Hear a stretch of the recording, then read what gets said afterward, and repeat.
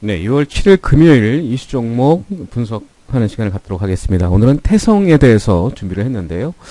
제가 그동안 이슈 종목에 대한 분석을 오늘 처음으로 좀 실시를 하는데 여러분과 함께 투자에 도움이 되고 또 장중 이슈 종목을 통해서 향후에 또 주가 흐름 또 대응 전략을 한번 고민해보는 그런 컨텐츠를 게재를 하도록 하겠습니다. 오늘 첫 번째 종목은 태성이라는 종목인데요. 국내 어제 현충일 휴무였죠. 미국 증시도 3대 지수 상승을 하면서 물론 단기적으로 조정을 받았습니다만 전반적으로 지금 연준의 그 금리 인하 기대감을 확대시키면서 상당히 좀 긍정적인 지수의 모습을 좀 보여주고 있다. 특히 이제 BOC 캐나다 중앙은행의 금리 인하 결정, 또 ECB 유럽 중앙은행까지 마찬가지 금리 인하 소식이 나오면서 국내 증시도 이 금리 하락과 함께 이 신고가를 경신한 글로벌 주식시장과 함께 키 맞추기 하는 모습을 보이면서 외국인들이 재차 대규모 순매수로 이입되는 그런 모습을 보였습니다. 마찬가지로 성장주에 대한 종목들, 반도체 또 AI 관련주들 강세 모습을 좀 보였고요. 뭐 SK 하이닉스가 이제 애플을 꺾고 시총 2위에 등극한 엔비디아 영향을 받으면서 오늘 강한 상승세의 모습을 보여줬다는 말씀을 드리겠습니다. 자, 오늘 그 태성이란 종목 가격 제한폭까지 상승했는데요. 어떤 기업인지 살펴보도록 하겠습니다. 네, 이 기업은 그 PCB 회로 형성 중에서 가장 핵심적인 습식 표면 처리 설비를 생산하는 기업입니다.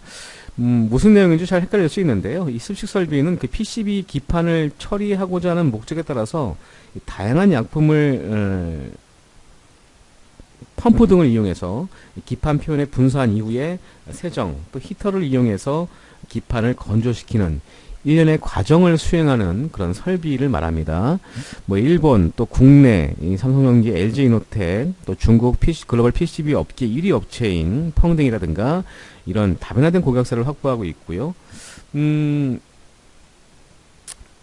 국내 탑티어 1위 고객사를 포함해서 뭐 50여 개 이 PCB 제조사에 공급하고 있다라고 보시면 될 것 같습니다.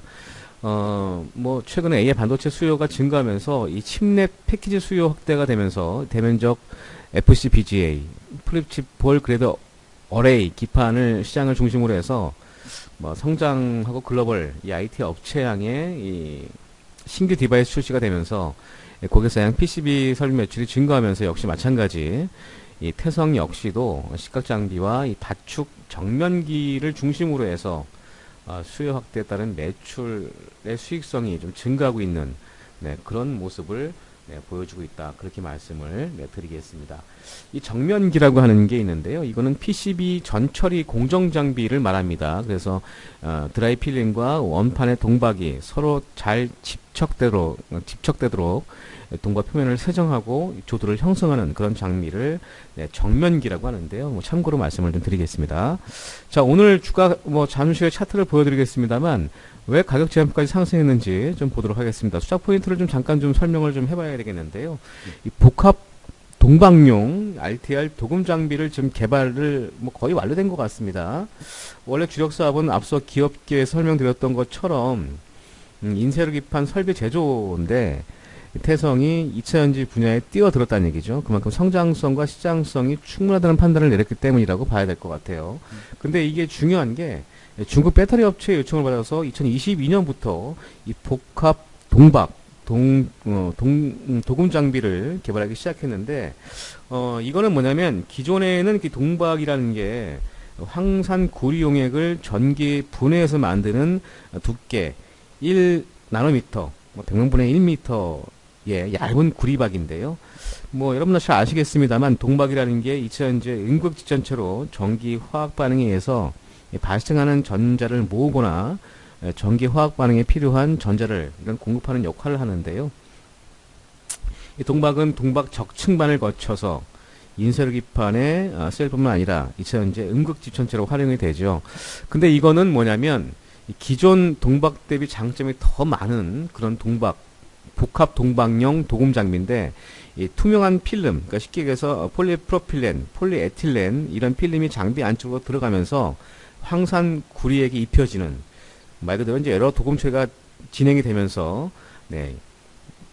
얇은 비닐막이 황금빛의 얇은 비닐막이 네, 끊임없이 나오기 시작하는 동박을 말합니다. 그래서 기존 동박 대비 장점이 많은데 중요한 게 원재료를 적게 사용할 수 있다는 점이죠. 아무래도 여기에다가 이제 필름이 들어가기 때문에 원재료를 좀 감소시키는 효과가 있고요. 또 기존의 동박 대비해서 필름 위에 동을 도급한 거기 때문에 원자재를 50% 이상 감소시킬 수 있고 거기다가 장력에도 잘 버틸 수 있다.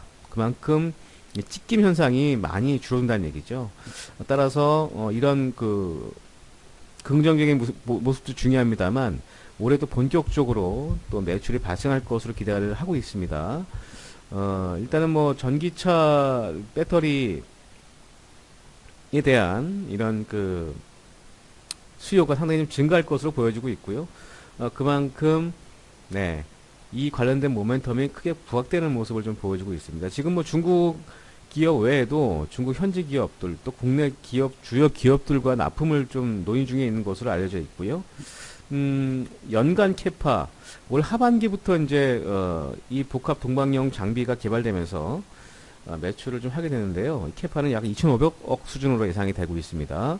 뭐 올해 지난해 실적은 네, 잠시 후에 말씀드리겠습니다만 330억을 기록을 했는데 이 관련된 모멘텀이 부각되면서 크게 이슈가 되고 있다. 성장성이 좀 부각되고 있는 모습이죠.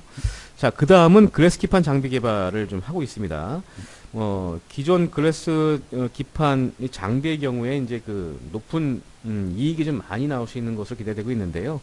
글래스 기판이라는 게 이제 현재 실리콘 기반의 단점을 보완할 수 있는 차세대 기판을 말하는데 AI 하이엔드 칩을 집적한 칩넷의 경우에도 현재 패키징상의 수율이 50% 내외로 평가되고 있습니다. 아무래도 이제 여러 칩을 한꺼번에 탑재, 대면적 하는 과정에서 실리콘 기판 힘 현상이 비일비재하기 때문에 이를 잡을 대안이 바로 글래스 기판입니다. 2030년에 이제 글래스 기판을 인텔도 상용화할 것으로 좀 얘기가 되고 있으면서 이 태성이 글래스 기판 장비를 좀 개발 중에 있기 때문에 이 관련된 모멘텀이 동시에 좀 부각되는 그런 모습을 보여주고 있다. 그렇게 말씀을 드리겠습니다. 그래서 이 실리콘 기판 이 설비 장비 개발에 대한 성장성, 그러니까 이 회사의 기본적인 매력인 매출처인 PCB 제조 설비 외에도 복합 동방용 장비와 또한 유리기판, 글래스 기판 장비 개발 모멘텀이 신규 사업의 성장성을 높게 좀 부각되고 있다. 그렇게 좀 보시면 될 것 같고요. 네, 실적은 뭐 지난해까지는 매출액 330억, 영업이익은 10억 적자였습니다. 아직 뭐 실적이 가시화되지는 않습니다만 지금 이 회사의 밸류에이션보다는 지금 시장 컨센서스 현재 주가 오늘 6월 7일 종가가 9,470원입니다. 시가총액이 오늘 주가 기준 2,430억인데요.